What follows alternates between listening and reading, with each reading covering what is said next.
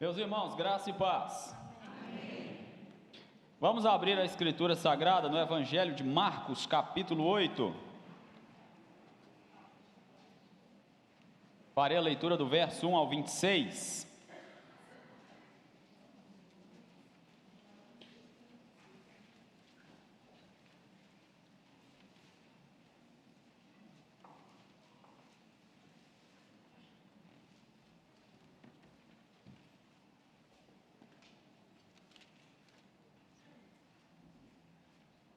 Evangelho de Marcos, capítulo 8, verso 1 a 26, assim diz a palavra do Senhor. Naqueles dias, quando outra vez se reuniu grande multidão, e não tendo eles o que comer, chamou Jesus os discípulos e lhes disse: Tenho compaixão desta gente, porque há 3 dias que permanecem comigo e não têm o que comer. Se eu os despedir para suas casas em jejum, desfalecerão pelo caminho, e alguns deles vieram de longe. Mas os seus discípulos lhe responderam: De onde poderá alguém fartá-los de pão neste deserto? E Jesus lhes respondeu: Quantos pães tendes? Responderam eles: 7. Ordenou ao povo que se assentasse no chão, e tomando os 7 pães, partiu-os, após ter dado graças, e o deu a seus discípulos, para que estes os distribuíssem, repartindo entre o povo. Tinham também alguns peixinhos, e abençoando-os, mandou que estes igualmente fossem distribuídos. Comeram e se fartaram, e dos pedaços restantes recolheram 7 cestos. Eram cerca de 4.000 homens. Então Jesus os despediu. Logo a seguir, tendo embarcado juntamente com seus discípulos, partiu para as regiões de Dalmanuta. E, saindo os fariseus, puseram-se a discutir com ele e, tentando, pediram-lhe um sinal do céu. Jesus, porém, arrancou do íntimo do seu espírito um gemido e disse: Por que pede esta geração um sinal? Em verdade vos digo que a esta geração não lhe será dada sinal algum. E deixando-os, tornou a embarcar e foi para o outro lado. Ora, aconteceu que eles se esqueceram de levar pães, e no barco não tinham consigo senão um só pão. Preveniu-os Jesus, dizendo: Vede, guardai-vos do fermento dos fariseus e do fermento de Herodes. E eles discorriam entre si: É que nós não temos pão. Jesus, percebendo, lhes perguntou: Por que discorreis sobre o não terdes pão? Ainda não considerastes nem compreendestes? Tendes o coração endurecido? Tende olhos, não vedes? E tende ouvidos, não ouvis? Não vos lembrais de quando partiu 5 pães para os 5.000? Quantos cestos cheios de pedaços recolhestes? Responderam eles: 12. E de quando partiu 7 pães para os 4.000? Quantos cestos cheios de pedaços recolhestes? Responderam: 7. Ao que lhes disse Jesus: Não compreendeis ainda? Então chegaram a Betsaida e lhe trouxeram um cego, rogando-lhe que o tocasse. Jesus, tomando o cego pela mão, levou para fora da aldeia e, aplicando-lhe saliva aos olhos e impondo-lhe as mãos, perguntou-lhe: Vês alguma coisa? Este, recobrando a vista, respondeu: Vejo os homens, porque como árvores os vejo andando. Então novamente lhe pôs as mãos nos olhos, e ele, passando a ver claramente, ficou restabelecido e tudo distinguia de modo perfeito. E mandou Jesus embora para casa, recomendando-lhe: Não entres na aldeia. Oremos novamente. Santíssimo Deus e Pai, nós nos alegramos na presença do Senhor, na comunhão, no cantar, no cultuar ao Senhor. Ó Deus, nessa hora, continua a falar ao nosso coração, por meio da instrução, da palavra santa, infalível, inerrante do Senhor. Ó Deus, que a Tua palavra alcance o nosso coração e produza a mudança necessária para a glória do Senhor, para fortalecimento, para transformação, para arrependimento, para um novo caminhar do Teu povo contigo, ó Deus. Nós pedimos ao Senhor que, na mediação do Teu Filho amado Jesus, continue a falar conosco nessa hora. É no nome dEle, no nome de Jesus que oramos. Amém. Meus irmãos, fechem os seus olhos novamente, por gentileza. Feche os seus olhos. Veja bem, pode abrir novamente. Você pode visualizar um pouquinho do que é não ter uma visão. Quando nós fechamos os olhos, nós podemos imaginar como é uma pessoa cega. Claro que é só uma pálida imagem, porque aquele que de fato é cego ou passa a ser alguém cego durante a sua vida, ele às vezes não tem nem essa luz que nós conseguimos perceber quando fechamos os nossos olhos. E além disso, você fez um exercício de segundos aqui. Uma pessoa cega, ela tem as suas dificuldades no seu dia a dia, no seu caminhar, certamente deve ser algo muito difícil. Quando nós pensamos na cegueira espiritual, o que nós poderíamos usar de exemplo para tentarmos imaginar como é a cegueira espiritual? Bem, se você é crente no Senhor Jesus, você pode pensar na sua vida antes de Cristo, antes dele transformar a sua vida. Você era cego espiritualmente falando, você não entendia nada das coisas referentes a Deus, referentes à palavra de Deus. Você era alguém completamente cego para as realidades da palavra do Senhor. Mas um dia ele abriu os seus olhos e você passou a enxergar a verdade da palavra de Deus, a verdade da salvação em Cristo Jesus. Só que nem sempre nós enxergamos as coisas de maneira muito clara, e perfeitamente nós só enxergaremos na glória eterna com o Senhor. Muitas vezes nós enxergamos as coisas parcialmente. Nesse texto que nós acabamos de ler, e eu quero focar a atenção especialmente do verso 11 até o 26, porque na segunda multiplicação de pães, ela é bem semelhante à primeira, e nós já pregamos sobre a primeira multiplicação de pães e peixes. Eu quero focar a atenção dos irmãos, porque há 3 cenas aqui claramente destacadas: o embate com os fariseus, a discussão com os discípulos e a cura de um cego em Betsaida. Nesses 3 momentos aqui, tem um homem que é cego, literalmente falando, mas até neste momento, Jesus vai usar um recurso didático para ensinar os seus discípulos acerca de cegueira espiritual, seja ela de maneira completa, que era o caso dos fariseus, saduceus, o pessoal do Herodes aqui, seja a própria cegueira espiritual, parcialmente falando, dos discípulos, naquele momento, quando Jesus fala do fermento dos fariseus, e eles falam: a gente esqueceu os pães, não vai dar para comer, e eles não entenderam nada naquele momento, não estavam entendendo nada naquele momento, e quando Jesus cura aquele homem de maneira, digamos, em 2 etapas, ele vai ensinar os seus discípulos algumas coisas referentes à vida deles na caminhada cristã. Por isso, nessa noite eu quero trabalhar sobre o tema cegueira espiritual, como ela se apresenta na vida dos homens em 2 níveis, e qual é a solução que nós temos para a cegueira espiritual, que obviamente é a pessoa de Cristo Jesus e o seu poder para curar qualquer tipo de cegueira que existe. Primeiro eu quero focar a atenção dos irmãos do verso 11 ao 13, que é a questão dos fariseus, dos escribas, dos saduceus, dos herodianos, aquele povo que era completamente cego espiritualmente falando. Veja que após a segunda multiplicação dos pães e dos peixes, naquela região de Decápolis, Dalmanuta ou Magadã em alguns textos, é uma região que não se sabe ao certo onde que é, mas é naquela região de Decápolis ainda, perto do mar da Galileia. Jesus multiplica pães e peixes, e logo depois aparecem os fariseus, e Mateus diz que os saduceus estavam ali também. Esse povo só andava junto, querendo perturbar, querendo encontrar Jesus e ter aqueles conflitos, aqueles embates com Jesus. E aqui o texto nos diz que eles pediram um sinal do céu, mas eles tentaram a Jesus no verso 11, colocaram à prova, testaram a Jesus a respeito dele fazer algo ali miraculoso. Para Jesus, aquela não era um simples teste, não era uma simples prova, era de fato uma tentação. Por quê? Porque Jesus, ele tem todo o poder e ele pode de fato trazer esse sinal do céu que aqueles homens estavam pedindo.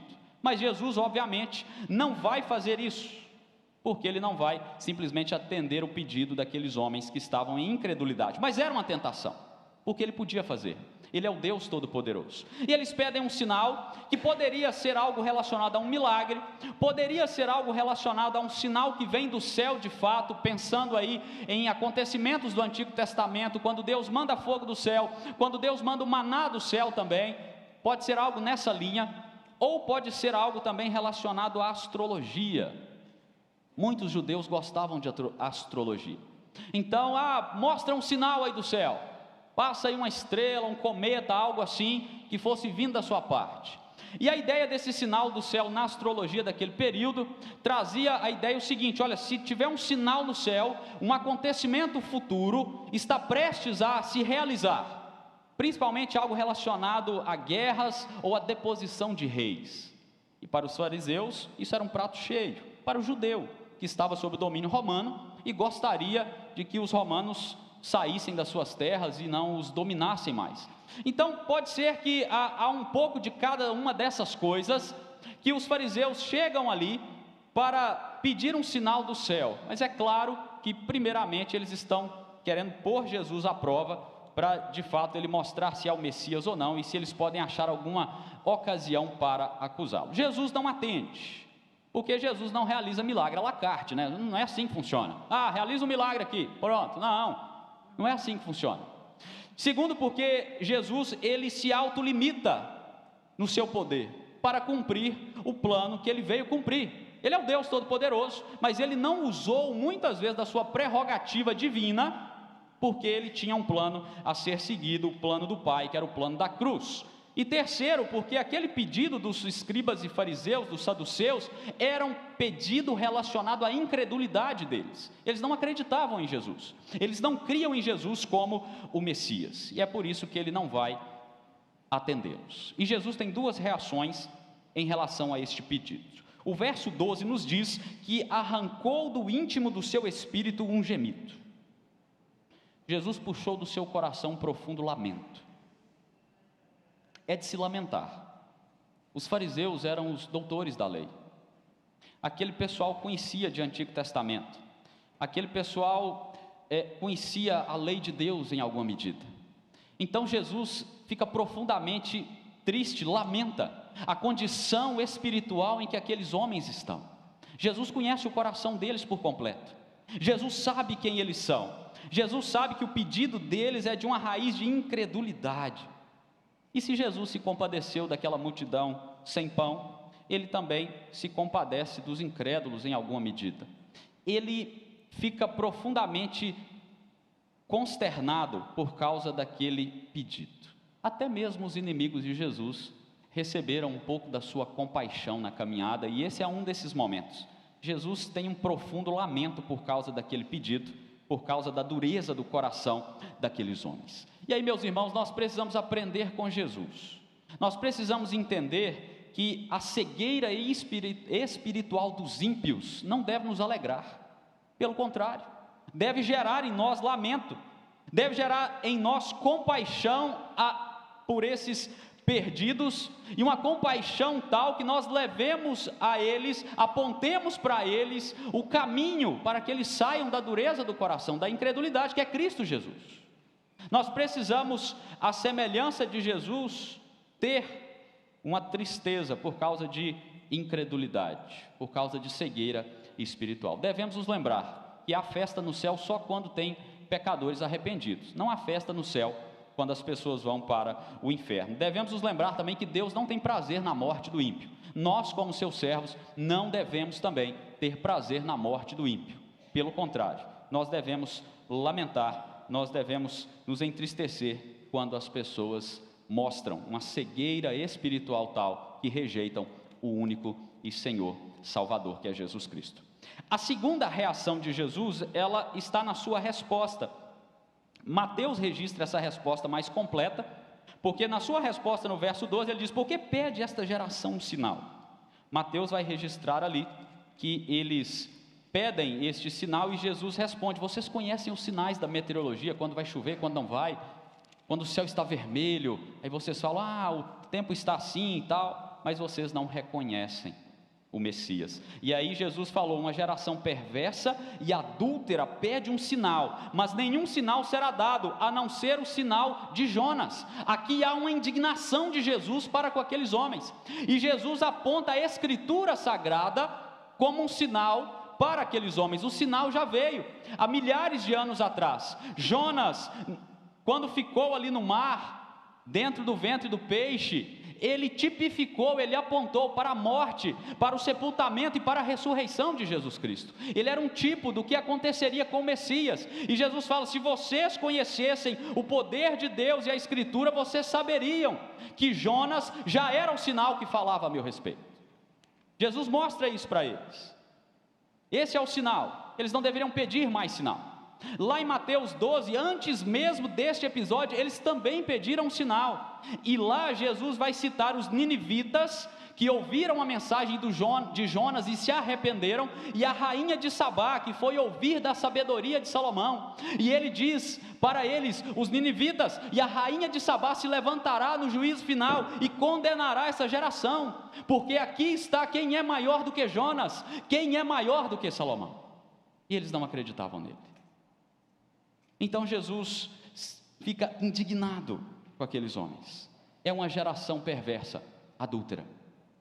Adultério no sentido de ir a outros deuses, de buscar sinais e prodígios, onde deveriam crer, pela fé, naquilo que a Escritura Sagrada falava a respeito do Messias. Eles eram cegos, e Jesus disse: eles são cegos, são guias de cegos, eles estão completamente cegados pela sua ignorância.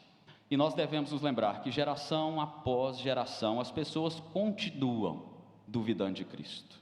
As pessoas continuam, irmãos, esperando sinais e maravilhas, para dizer assim: eu preciso ver para crer. Tem uma história, que eu não sei se é verídica, vou falar como uma história, de um homem que o avião está caindo. Você já deve ter visto isso na internet aí ele fala com Deus, ele é um ateu: se o Senhor existir, que o avião não caia. Olha que tolice! Que sinal, que pedido, que teste mais esquisito. Não faz sentido esse tipo de coisa. Enquanto as pessoas continuam pedindo provas, sinais da existência do Messias, os sinais dos fins dos tempos já estão aí. Guerras, rumores de guerras, conflitos, catástrofes climáticas, o amor se esfriando, tudo isso a Bíblia diz, é o sinal dos fins dos tempos, é o sinal de que o Messias está para voltar, está para chegar. É nesses sinais que nós deveríamos nos atentar, e as pessoas deveriam se atentar. E a pergunta é: quando ele voltar, será que ele encontrará fé na terra? É o que a palavra de Deus nos questiona.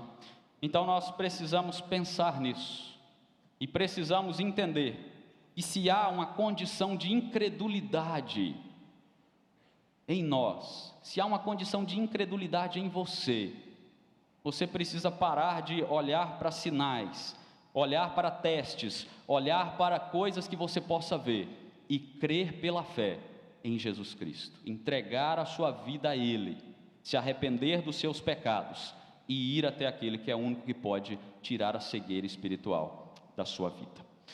Meus irmãos, esta é a primeira cena que apresenta uma cegueira total.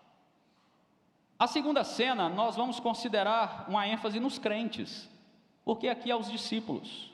A primeira ênfase é nos ímpios, eles são cegos completamente, espiritualmente falando. Se o Senhor não abrir os seus olhos, eles continuarão assim. Mas os crentes também de vez em quando participam de uma cegueira parcial. Não tem nada a ver com salvação, tem a ver com o entendimento nosso na caminhada cristã. Veja, do verso 14 a 22, há um nível de cegueira que é parcial e ela acomete os crentes. Jesus embarca novamente com os discípulos, sai de Decápolis, vai para Betsaida, atravessa o mar da Galileia. O verso 14 nos diz que eles esqueceram de levar pães, sobraram 7 cestos de pães. Os discípulos eram encarregados de levar o alimento, e aí levaram só um. 12 discípulos, mais Jesus, 13 pessoas naquele barco.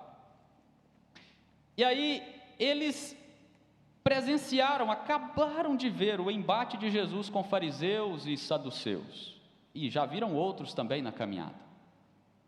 Aqueles homens sabiam do relacionamento, dos acontecimentos que permeavam a caminhada de Jesus até ali. E aí, quando Jesus Cristo quer continuar o assunto, ensinar aos seus discípulos: olha, cuidado com o fermento dos escribas, dos fariseus, dos herodianos, cita até Herodes aqui, Marcos, os discípulos de Herodes, cuidado com eles. Aí quando Jesus os alerta, como que eles reagem? A gente esqueceu o pão. Não entenderam nada do que Jesus estava falando. Veja o verso 15. Preveniu Jesus: vede, guardai-vos, 2 imperativos aqui, do fermento dos fariseus e do fermento de Herodes. Lá em Mateus fala dos herodianos. Fermento na escritura significa um monte de coisa, tá? Lá no Antigo Testamento era um símbolo do mal, por isso deveria ser retirado do momento da Páscoa. É um símbolo também do crescimento do reino de Deus nas parábolas. É um símbolo do espalhar da falsa doutrina em Gálatas 5, e representa também a infiltração do pecado no seio da igreja na primeira carta de Paulo aos Coríntios, capítulo 5, e lá em Lucas capítulo 12, Jesus explica que o fermento dos fariseus é a hipocrisia. Então fermento significa um monte de coisa na escritura, mas nesse contexto aqui especificamente, Jesus está falando do ensino, da doutrina, daquilo que fariseus, escribas, saduceus, herodianos espalhavam, ensinavam, e os discípulos deveriam tomar cuidado, para que aquilo não levedasse toda a massa, não envolvesse a eles, discípulos do Senhor Jesus Cristo. Eles deveriam ficar firmes na sã doutrina de Cristo Jesus. É isso que Jesus está ensinando para eles aqui. Os fariseus, escribas, saduceus, herodianos, eles traziam tradicionalismo, ceticismo, secularismo, e trouxeram inclusive para o seio da igreja em dado momento. Jesus já está prevenindo eles aqui, está alertando-os. E os 2 imperativos do verso 15, ele tem uma ideia de continuidade. Estejam vigilantes, estejam alertas o tempo inteiro, discípulos. Tomem cuidado com os falsos ensinos, com os falsos mestres, com as heresias. Cuidem o tempo inteiro na caminhada de vocês. E certamente, irmãos, essa é uma ordenança para nós também. Você acha que não tem falso ensino por aí? Está chovendo, tem aos montes. Há religiosidade vazia, hipócrita, ceticismo, secularismo. Os saduceus, por exemplo, não acreditavam na ressurreição. Olha, tem seitas por aí que não acreditam na ressurreição, nada de novo. Tem gente que não acredita que Jesus é Deus, homem encarnado hoje, lá também não. Tem gente que não acredita no Espírito Santo como a terceira pessoa da Trindade, também aqui hoje é assim. E por aí vai.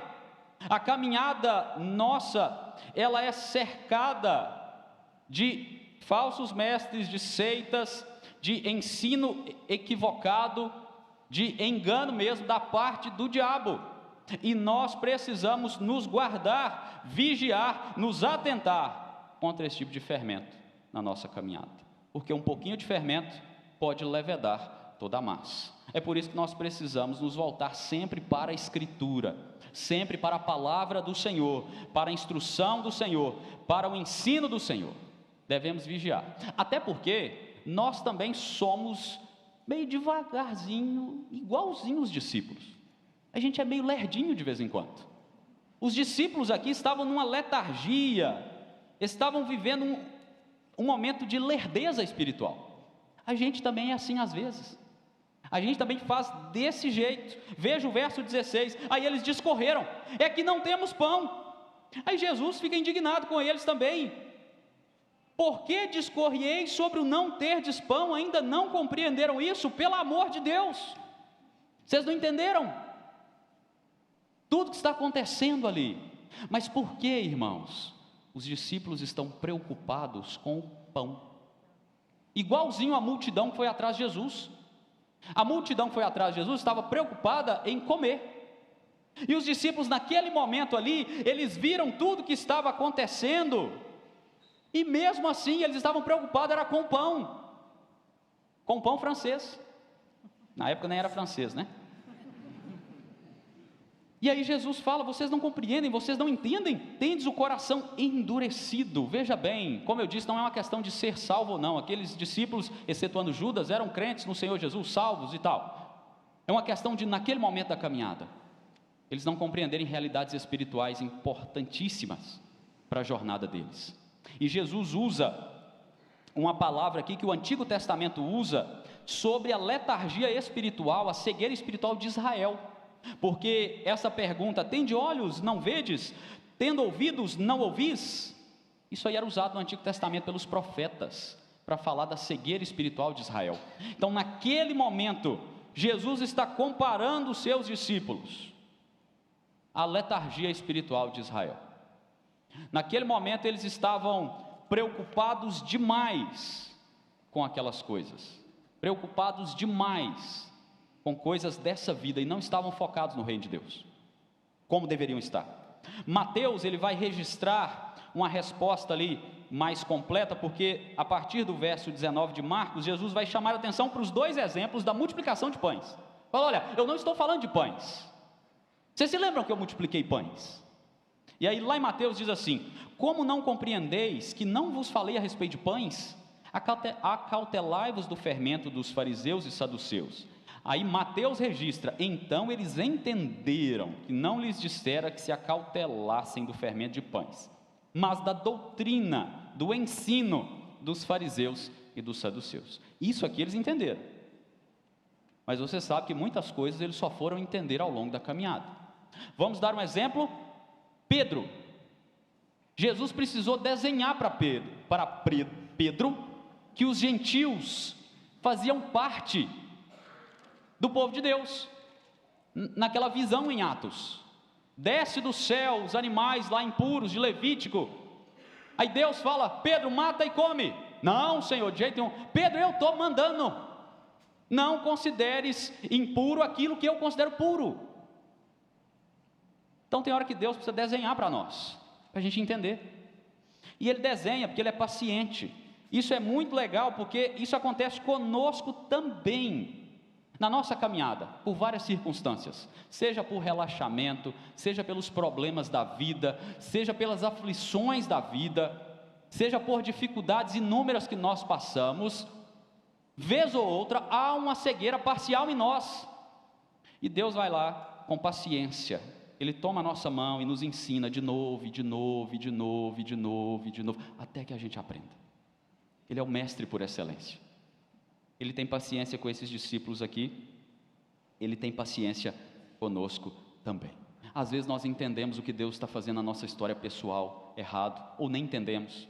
Às vezes nós não entendemos o que Ele quer nos dizer na sua palavra, às vezes nós não entendemos o que Ele está fazendo no mundo, mas Ele é paciente, Ele vai nos ensinando, nos corrigindo, nos orientando, para que a cegueira espiritual que há em nós, a parcial, ela vá se dissipando na nossa caminhada. Vocês assistiram Chaves já? A gente é igual Chaves na aula do professor Girafales, não entende nada, e aí fica apontando quando o Kiko erra, dá 0 para ele, mas o Chaves também não sabe a resposta. A gente é assim às vezes, a gente acha que está sabendo de tudo, mas as coisas acontecem na nossa vida, e nós não entendemos, e a gente fica desesperado, achando que Deus está falando uma coisa e é outra coisa, e a gente fica perdidaço na história. Só que aí Jesus Cristo nos chama a atenção, e nos ensina, e nos corrige, e nos faz compreender o que Ele está fazendo na nossa vida. Não há nenhuma cegueira que possa resistir à ação de Jesus Cristo. Ele é a solução para a cegueira espiritual de todos os homens, e é na última sessão desse texto, que Ele vai curar aquele cego em Betsaida, que Ele vai ensinar uma lição aos seus discípulos, a respeito da caminhada deles, como é essa dinâmica de vez em quando a gente fica meio parcialmente cego para as realidades espirituais, mas o Senhor trata e nos ensina o que nós precisamos saber. Veja que Cristo, Ele remove todo tipo de cegueira. Nós temos de fato uma cura aqui, há um cego e há uma cura que é singular. Em nenhum outro lugar da Escritura tem um cego que é curado em 2 vezes. Geralmente Jesus passava saliva ali, curou na hora. Mas aqui Jesus faz em 2 etapas. Ele passa a saliva, havia uma ideia de que a saliva era terapêutica, curava ali no meio dos judeus, então Jesus faz uso desse recurso. E aquele homem, o texto diz que quando Jesus passa a saliva nos seus olhos, impõe as mãos e pergunta: vês alguma coisa? Verso 24, ele recobre a vista, e ele fala: eu vejo os homens, porque como árvores os vejo andando. Então aquele homem, ele não vê plenamente logo de cara. E aí Jesus vai de novo, faz o mesmo procedimento, e aí sim o texto diz que ele passa a ver de modo perfeito, de modo claro. Então o método de Jesus, ele é bem parecido com o que ele fez com o surdo e gago no capítulo 7. Ele tirou ele fora da aldeia por causa da publicidade, ele passou saliva, ele tocou com as suas mãos e pediu para não divulgar o milagre. Nós vemos que ele fala: não entres na aldeia, não fale com ninguém a respeito disso. A diferença é que esse homem aqui, ele não passa a enxergar plenamente de maneira imediata. Então, havia até, provavelmente, uma expectativa dos discípulos de que essa fosse uma cura imediata, porque eles já viram isso várias vezes na caminhada. Mas é lógico, Jesus não está preocupado com isso, ele frustra a expectativa dos discípulos, e o texto nos deixa bem claro, é só Marcos que registra, né? Parece que Jesus está bem tranquilo, é isso mesmo que ele quer que aconteça. Ele quer que aquele homem comece a ver meio embaçado, e depois que aquele homem passe a ver plenamente. E aqui, meus irmãos, há um entendimento de muitos que Jesus, ele está ensinando coisas espirituais para os discípulos com a cura deste cego. E aqui nós temos uma divergência de opiniões. Alguns dizem que a cura em duas partes foi, na verdade, porque aquele homem tinha pouca fé, então ele teve que ser curado parcelado. Isso não faz muito sentido. Há aqueles que defendem também que isso aqui foi, na verdade, uma parábola de Jesus para ensinar aos discípulos. Não foi uma parábola. Eu entendo, como alguns defendem, que Jesus, ele está curando aquele homem ao mesmo tempo que ele está ensinando algo aos seus discípulos na sua caminhada. E há 3 motivos para isso. Primeiro, que Marcos coloca esse texto exatamente depois de termos uma ênfase na cegueira espiritual dos ímpios e na cegueira parcial dos crentes. E aí logo depois vem a restauração deste homem. E se nós traçarmos uma analogia, nós vamos ver que o que aconteceu com este homem, analogicamente falando, é parecido com o que acontece na nossa caminhada cristã. Quando Deus converte você já não chega sabendo tudo, você enxerga parcialmente. A gente estava conversando lá no PG da UMP, aí o Guilherme falou assim: uma das coisas que eu demorei a entender foi a expiação limitada, natural, é uma caminhada, você não chega entendendo tudo de Bíblia assim que Deus transforma a sua vida, mas logo depois ele continua trabalhando em você, e você vai compreendendo o Evangelho cada vez melhor, até aquele dia final, em que nós seremos perfeitos. Lá na primeira carta de Paulo aos Coríntios, capítulo 13, diz assim: agora nós vemos como um espelho, olha só, obscuramente, então nós veremos face a face, agora conheço em parte, então conhecerei como também sou conhecido.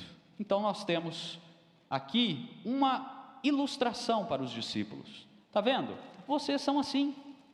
Vocês às vezes enxergam meio turvado as coisas e tal, mas eu estou trabalhando em vocês, para que vocês enxerguem plenamente. E é assim também na nossa caminhada. Pense quando você se converteu, quando Deus transformou a sua vida, até aqui a sua caminhada, o quanto você já cresceu, já aprendeu, já conheceu mais, mas ainda tem muita coisa que você precisa aprender e conhecer da parte do Senhor nosso Deus, da palavra dEle. Como às vezes, por causa dessas questões que envolvem a nossa vida, o nosso cotidiano, nós ficamos parcialmente cegados para a palavra, para as promessas, para as bênçãos, para aquilo que Deus está falando conosco. Mas mesmo assim Deus está trabalhando para que nós enxerguemos plenamente, perfeitamente a caminhada com Ele. E aí nós precisamos pensar o seguinte, que isso aí está de acordo com aquilo que Cristo está ensinando para os seus discípulos. Discípulos, vocês receberam tudo que é necessário para entender e crer acerca da salvação, certo? Mas tem uma jornada, tem uma peregrinação de conhecer e prosseguir em conhecer ao Senhor. Isso aí vai acompanhar a vida de vocês, e naquilo que vocês falharem, o Senhor estará lá para esclarecer, para mostrar a vocês, para ensinar a vocês. Nós não somos perfeitos, temos nós nossas limitações. Então o que nós fazemos? Nós prosseguimos, nós continuamos buscando ao Senhor, buscando a direção do Senhor, buscando conhecer ao Senhor. Vai chegar um dia que nós o veremos como Ele é. Como diz o texto aqui de Paulo aos Coríntios: então nós veremos face a face. Agora eu conheço em parte, mas então eu vou conhecer como também sou conhecido. Até lá, nós devemos prosseguir firmemente, buscando o conhecimento do Senhor e aquilo que Ele quer para a nossa vida. Eu quero concluir pensando algumas coisas finais com os irmãos aqui. A primeira delas, de acordo com o nosso texto, cuidado com o fermento deste mundo. Cuidado para você não ter uma raiz de incredulidade no seu coração. Cuidado para você não duvidar do Senhor. Cuidado para que o secularismo não encha o seu coração. Cuidado para que as armadilhas de Satanás não venham a enredar a você. Cuidado com tudo isso, irmãos. O fermento da impiedade, da incredulidade, da falta de fé em Jesus Cristo está por aí. Nós devemos nos cercar daquilo que é a verdade da palavra do Senhor, para que não caiamos nessas coisas. Considere o seguinte também: as coisas secundárias não podem ocupar a nossa mente. Em primeiro lugar, buscai o quê? O reino de Deus e a sua justiça, e todas as demais coisas vos serão acrescentadas. Por que os discípulos pensaram que Jesus estava falando era de pão? Porque eles estavam preocupados com as coisas secundárias. Na nossa caminhada, nós devemos tomar cuidado nesse sentido, e olhar para aquele que alimentou a multidão, curou, transformou, salvou, continua fazendo tudo isso. Nós devemos confiar e entregar o nosso caminhar ao Senhor, entregar as nossas necessidades, as nossas preocupações, as nossas lutas, tudo mais Ele fará. E nós devemos focar a nossa atenção no seu reino, na sua glória, na caminhada com Ele. É assim que nós devemos fazer. Olhe também para os discípulos. Eles custaram a entender as lições, mas entenderam. Olhe para a continuidade em Atos. Eles compreenderam. E o que isso resultou na vida deles? Resultou que eles mudaram, que eles impactaram, que eles foram sal e luz, que eles foram fiéis ao Senhor até a morte. Quando nós compreendemos as lições que o Senhor tem para nós, nós vivemos dentro dessas lições da maneira que deve ser vivida. Entenda as lições de Deus para a sua vida. Compreenda o que Deus está fazendo na sua vida. Quando a cegueira parcial vier na sua caminhada, entregue tudo a Ele. Ele vai esclarecendo. Talvez nem tudo. Há coisas que Deus não quer nos esclarecer aqui, mas não tem problema. Nós somos chamados a confiar nele, a confiar no que Ele está fazendo em nós e por nós. Nós devemos caminhar, sabendo que Ele ilumina a nossa caminhada. A palavra dEle ilumina a nossa caminhada. Lâmpada para os nossos pés é a palavra do Senhor. Então nós devemos nos atentar às suas lições. E por fim nós devemos nos lembrar que Cristo é a solução para qualquer tipo de cegueira. Ele abre os olhos aos cegos, fisiologicamente falando, sim. Ele cura, Ele usa o recurso da medicina para que as pessoas enxerguem, mas Ele faz mais do que isso. A cegueira espiritual é muito pior do que uma cegueira física, mas Ele remove a cegueira espiritual também dos ímpios, e Ele os faz enxergar o caminho da salvação. Você estava na impiedade, vivia numa cegueira completa, espiritualmente falando. Cristo te iluminou, Cristo iluminou o seu caminhar e fez com que você enxergasse. E Ele continua removendo a cegueira, Ele continua a trabalhar na nossa vida, Ele continua iluminando o nosso caminhar, e nós devemos continuar peregrinando por este mundo. Um dia nós enxergaremos tudo perfeitamente como deve ser. Até lá, irmãos, continue a confiar, a descansar e entregar a sua caminhada àquele que é perfeito, Jesus Cristo, o nosso Senhor e Salvador. Amém.